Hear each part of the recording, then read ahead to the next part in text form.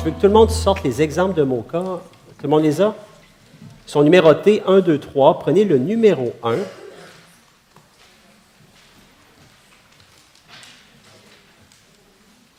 Qui ressemble à ce qu'on voit ici. Première chose que vous remarquez, évidemment, c'est une version alternative du moka. On n'a pas le rhinocéros, le lion et le chameau. C'est des animaux différents, l'échantillon du trail est différent, la copie, la figure est différente aussi. L'heure à indiquer sur l'horloge est différente.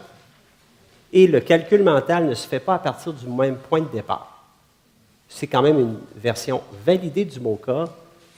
Le moka a été fait par un patient. Je vous demande de le coter, puis ensuite on va discuter de ce que vous pensez trouver là-dedans. Normal, pas normal, qu'est-ce qu'on fait, qu'est-ce que ça veut dire? Pardon? C'est plus difficile, oui. Mais des fois, coter, il y a des surprises. Les gens...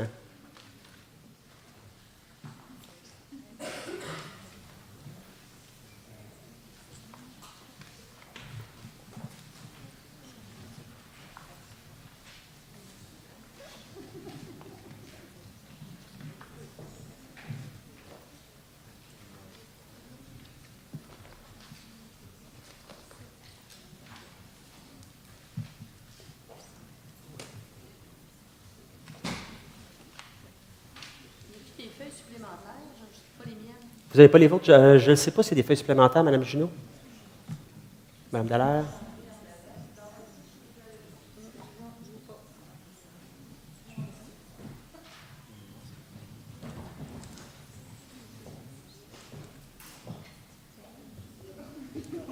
Alors, le score. Est-ce qu'il y a quelqu'un qui s'avance pour dire le score?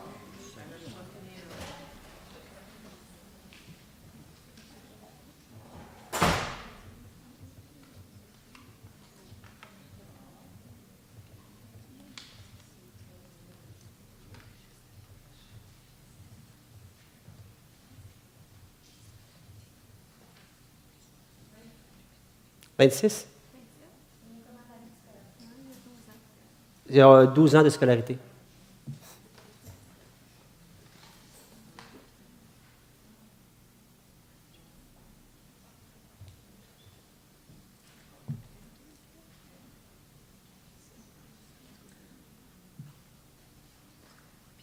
Vous savez que c'est moi qui l'ai fait, le moka, d'accord? Là, c'est ceux qui trouvent que le lit est mal dessiné, là, il est supposé être bien dessiné. Donc, je pense que c'est correct. Je voulais faire un 26, effectivement. Par contre, je t'ai mêlé un peu. J'ai mis vendredi le 6 mai, alors que vendredi, c'est le 5 mai. Alors, il pourrait y avoir une faute là.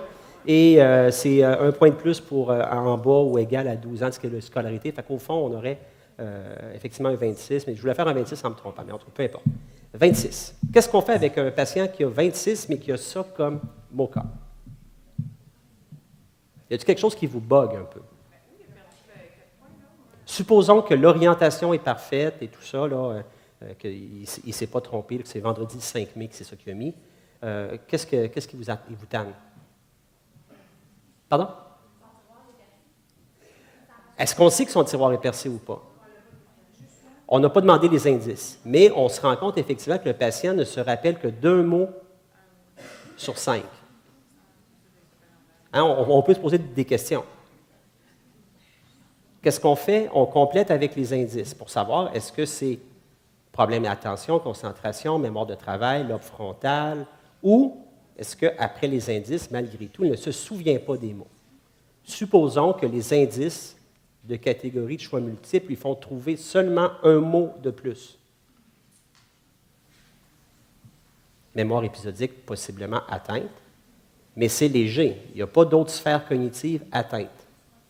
Donc, cet homme-là, qui a 75 ans, qui a peut-être une atteinte de la mémoire épisodique, pour moi, selon le questionnaire et le reste de l'histoire, évidemment, là, on ne se base pas juste là-dessus, ça pourrait être un trouble neurocognitif mineur.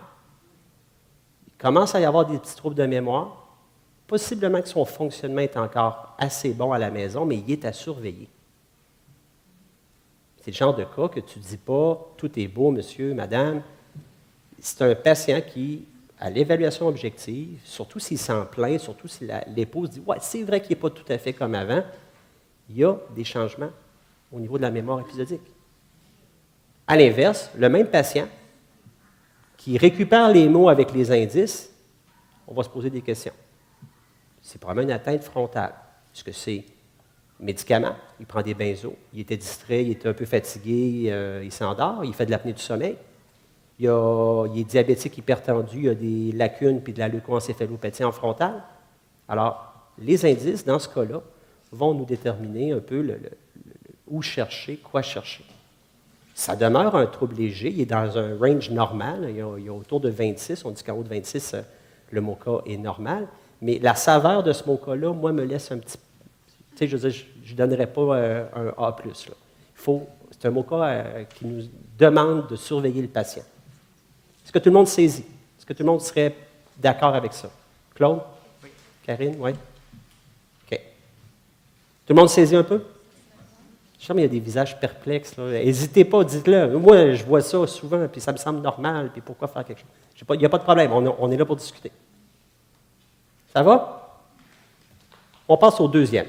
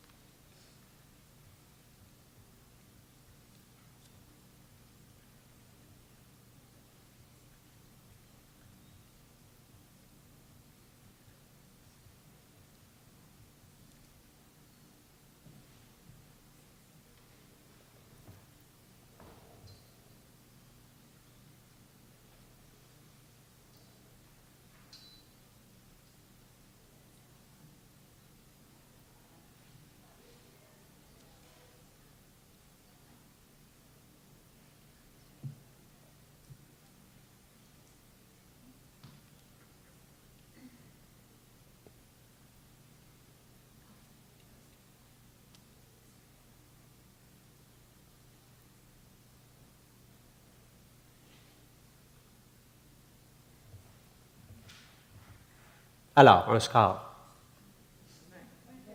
20, OK. À partir de là, il y a 20, ça semble être anormal. Qu'est-ce qui se passe avec ce patient-là? Tu as un Alzheimer? Tu as d'autres choses? Pourquoi il y a 20? Si on commence par le haut, visio-spatial. Pardon? La chaise n'est pas normale, oui. À part ça, qu'est-ce que vous observez? Ça ne vaut aucun point, c'est juste une observation que vous pouvez faire. Écrit petit. Qui a dit ça? Pourquoi? À quoi ça vous fait penser? Micrographie? OK. Ça va avec quoi? Syndrome parkinsonien. OK, parfait. Ça ne vaut aucun point, ça, là. C'est une observation que vous pouvez faire. On n'en fait pas un diagnostic, mais ça pourrait suggérer peut-être notre patient a un syndrome parkinsonien. Il semble y avoir une petite micrographie. OK? Ensuite, une autre observation que vous pouvez faire. La personne qui a fait le MoCA a pris la peine de mettre des petits commentaires en marge. C'est long. Les patients parkinsoniens sont souvent bradykinétiques, puis dans les tâches, ils sont bradyphréniques. Ils pensent lentement. Ça leur prend du temps. C'est une observation à faire. Ça ne vaut aucun point, mais ça ajoute la saveur à ce que vous voyez ici. L'horloge, comment de points vous lui donnez? 2. Pourquoi pas 3? Oui, je n'appellerais pas ça. Non, ici, c'est 9h10 qu'il doit mettre. Hein? Alors, il est correct. Il est sur le 9 et le 10. Le problème, c'est qu'il ne va pas au centre. On doit vraiment faire 2 aiguilles distinctes qui vont au centre de la figure. Je pense que ce serait plus ça. Ils pointent les bons chiffres, mais malheureusement, ils ne vont pas au centre. Moi, je suis d'accord pour un 2 ici. Langage, dénomination, il n'y a pas de problème. Regardez la mémoire pour ce qui est de la partie de l'apprentissage, l'enregistrement. On a coté les 2 premiers essais. Ça ne vaut aucun point, hein, mais on se rend compte que c'est un patient qui n'apprend pas vite les mots. On doit lui répéter souvent. On a même triché. En théorie, le MoCA demande qu'on fasse 2 essais seulement, mais l'examinateur a décidé de tricher puis il a fait 4 essais pour être sûr que le patient apprenait bien les mots. Les gens qui sont lents dans la phase d'apprentissage, dysfonction frontale, on se pose des questions. Maladie de Parkinson, les syndromes parkinsoniens, les boucles cortico-sous-corticales frontales sont atteintes. Il y a un problème de dopamine, ils bougent lentement, ils tremblent, puis leur cerveau pense lentement aussi. Ça va tout ensemble, ça. On continue. L'empan de chiffre à l'endroit est bon, mais à l'envers, il fait une erreur. La mémoire de travail, qui est frontale aussi, est un petit peu atteinte. Il y a quelque chose de bizarre ici. Regardez la série de lettres A. Je vous disais que c'est un test d'attention, mais c'est plus que ça. Regardez les erreurs qu'il fait. Moi, ce que je dis toujours aux résidents, quand vous faites cet exercice-là, vous biffez la réponse du patient, puis vous soulignez s'il y a une omission. Okay? Alors, on se rend compte que le patient fait des omissions, puis il va même taper sur des lettres en retard. Voyez-vous, il a oublié le FBA, il l'a eu, CMNA, il l'a oublié. Il a tapé sur l'autre A, puis sur le J, comme s'il était une lettre en retard tout le temps. Un autre ralentissement psychomoteur ici. Là. Un patient frontal, cortical, une démence frontale va faire d'autres genres d'erreurs. Lui, il va taper aux mauvaises lettres. Le K sonne comme A, puis il ne sera pas capable de s'empêcher de taper. Ou bien, à la partie où on a 3 A de fil, donc je le fais, par exemple, K, D, E, A, J. Puis là, il continue. Vous l'avez mis sur un rythme, lui, là. Il n'est pas capable de s'arrêter après en avoir fait 3 de fil. Démence frontale corticale, il tape trop. Le patient sous-cortical frontal, comme les Parkinsoniens, il tape en retard. OK? Il oublie. Alors ici, c'est exactement ce qu'on observe ici. Là. Puis le fait de ne pas juste mettre 0 ou 1 à la fin, d'illustrer où sont les erreurs du patient, ça renseigne. Quand vous allez travailler en équipe avec votre infirmière qui va faire le MoCA, ça n'en prend pas la peine de faire ça, puis qu'elle vous remet ça dans les mains comme médecin. Vous dites, oh, mais c'était quoi l'erreur? Alors, c'est important de mettre ces petits détails-là. Calcul mental. Un commentaire encore, il y a toutes les bonnes réponses, mais c'est long. Ralentissement psychomoteur. Il répète les phrases. Fonction exécutive, un test chronométré, la fluidité du langage avec la lettre R. On s'attend évidemment à un patient qui est ralenti à cause d'un syndrome parkinsonien. On le chronomètre pour nommer des mots. Il va être lent. Il ne pourra pas en nommer beaucoup. Alors, effectivement, il y a un résultat qui est anormal ici. Il est quand même capable de faire des abstractions.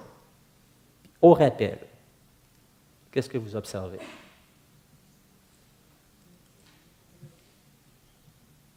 Quelqu'un? Oui, mais là, j'ai pas. D'accord, mais je n'ai pas coté les 4 essais. À la fin, mettons qu'il a retenu les 5 mots là, à la phase d'apprentissage. Alors, on est à la phase de rappel. 0 sur 5 au rappel spontané, mais. C'est ça, il y a eu de la misère à encoder au début, mais quand même, avec l'indice, il est quand même bon. Oui, ça a pris du temps à encoder, mais c'est un patient qui, finalement, quand on lui a rentré ça dans la tête, il les a retenus. Le tiroir n'est pas percé. Ce n'est pas un trouble de mémoire qu'on verrait dans un Alzheimer, c'est un autre processus qui cause ces plaintes et ces troubles de mémoire. L'orientation est bonne. C'est le genre de patient qu'on verrait avec un syndrome parkinsonien qui pourrait se présenter un peu de cette façon-là, ou une leucopathie sous-corticale, par exemple, extensive, des troubles cognitifs vasculaires, pourraient ressembler un peu à ça, comme au cas. Ça vous montre un peu l'intérêt, au-delà d'avoir un score total, quand on décortique un petit peu chacune des erreurs ou des réussites du patient dans ces tests-là, ça nous donne des bons indices. On complète ça avec une bonne histoire, puis un examen physique qui démontre la rigidité, tout ça. On est en voiture. On passe au dernier.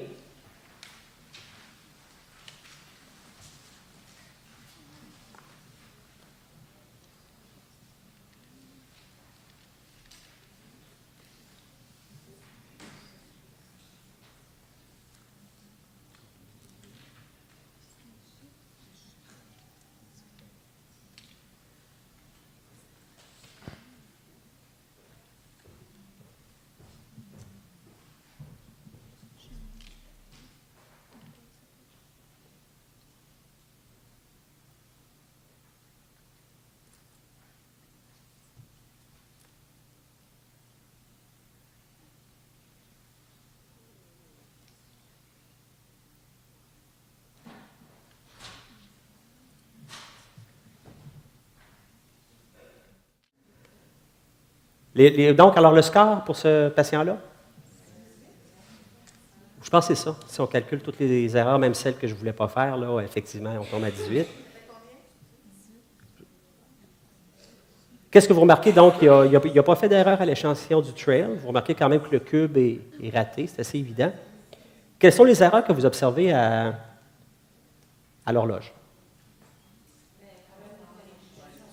Pardon?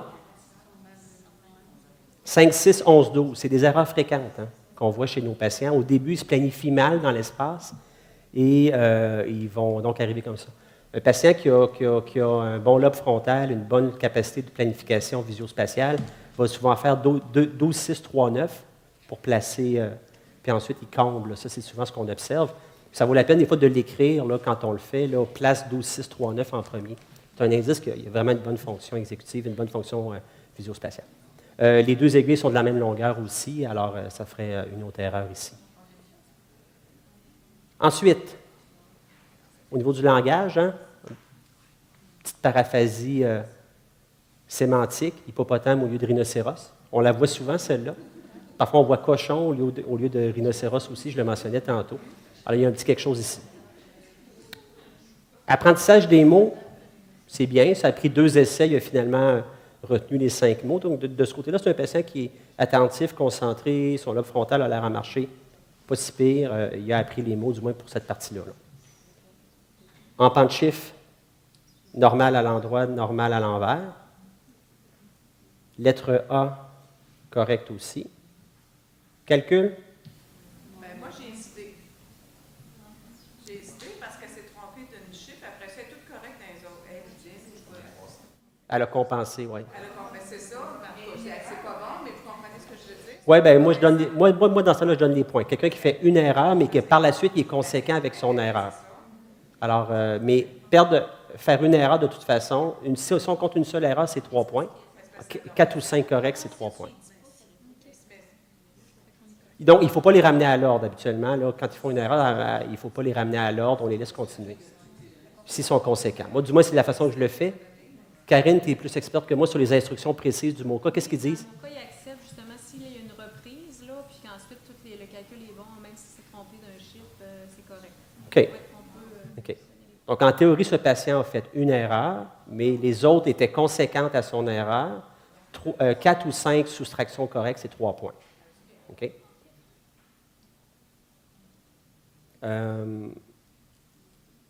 Répétition normale. 12 mots commençant par la lettre F. Ça va. Il a mis moyen de transport et mesure pour les abstractions, ce qui est des réponses correctes. On est rendu à la mémoire.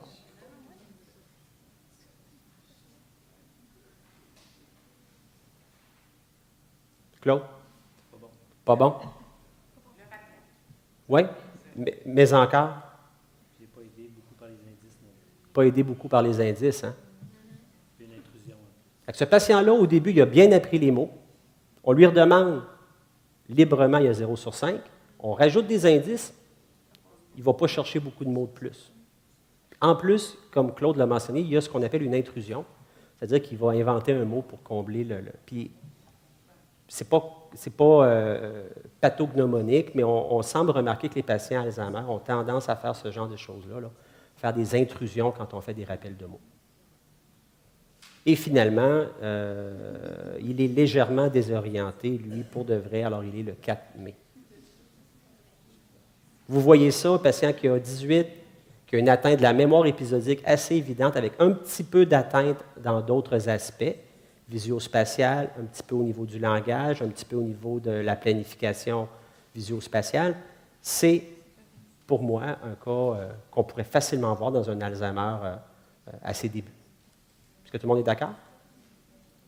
OK. Parfait. C'était pas plus long que ça. Je ne peux pas évidemment passer 4 heures, mais je vous invite à, quand vous faites des MoCA, de prendre le temps de décortiquer un petit peu, de vous poser des questions. Où sont les erreurs? C'est quoi le type d'erreur? Puis qu'est-ce que ça pourrait vouloir dire pour mon patient? C'est là que ça devient payant et surtout intéressant là, de suivre et de voir ces patients-là et de les diagnostiquer.